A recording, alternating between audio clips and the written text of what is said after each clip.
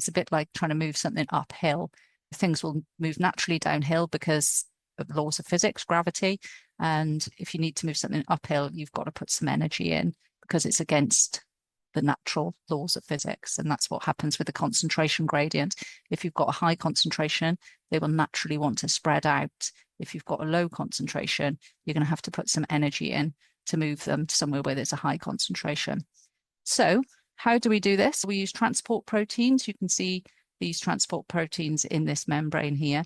We often call them pumps because they work a bit like a pump. There's one called the sodium-potassium pump in animal cells, and there's a proton pump in bacterial cells and plant cells, but we won't worry about that too much. So we have this sodium and potassium pump that helps to move things across the membrane.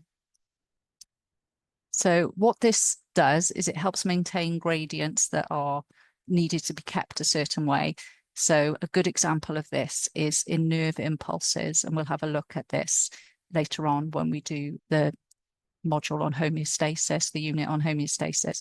So nerve impulses, muscle contractions are dependent on ions being in a certain place.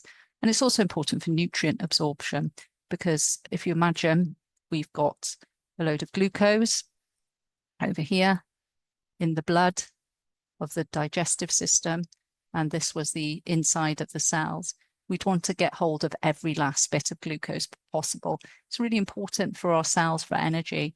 So we wouldn't just go, oh, we've reached equilibrium. There's an equal amount of glucose in the blood to inside the cells of the gut.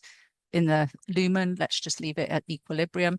What we'd want to do is get every last bit of glucose possible. So we'd start to pump it across.